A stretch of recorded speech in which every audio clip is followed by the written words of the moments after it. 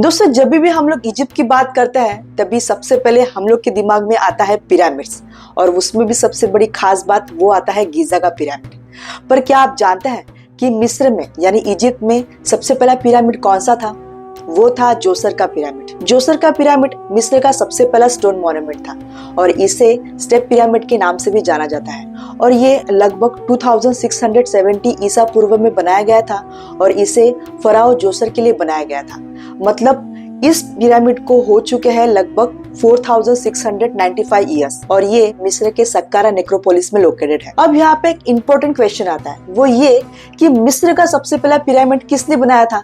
तो उनका नाम था इमोटेप, जिन्हें इस पिरामिड का आर्किटेक्ट भी माना जाता है, जो कि एक स्किल्ड इंजीनियर, फिजिशियन और प्रीस्ट भी थे, जिन्हें बाद में देवता के रूप में पूजा जाने लगा। इन्होंने सबसे पहली बार मिस्र में बड़े बड़े पत्थरों का यूज करके इतना बड़ा स्ट्रक्चर बनाया था, जो बाद में मिस्र के सभी पिरामिड्स के लिए एक इंस्पिरेशन बनी। ओरिजिनली एक सिंपल मस्तबा के रूप में शुरू हुआ था।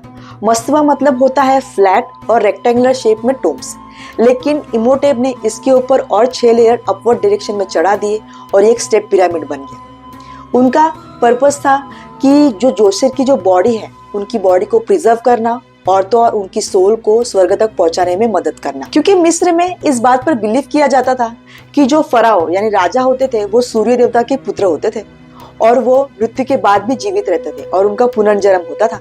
इसी वजह से वो बॉडी का ममिफिकेशन किया करते थे और इसी में उनके वैल्यूएबल चीजें, खाने की चीजें, ज्वेलरी और एसेंशियल आइटम्स उनके साइड में रख दिए जाते थे ताकि वो उन्हें अगले जन्म में काम आ सके। और तो और चोरों से प्रोटेक्शन के लिए वो लोग टनल्स और सीक्रेट चेम्बर्स भी बनाया करते थे। फराओ जोसेर की मृत्यु लगभग 2640 ईसा पूर्व के दौरान हुई थी, लेकिन किसी को उनकी एग्जैक्ट डेट नहीं पता कि उनकी मृत्यु कब हुई थी।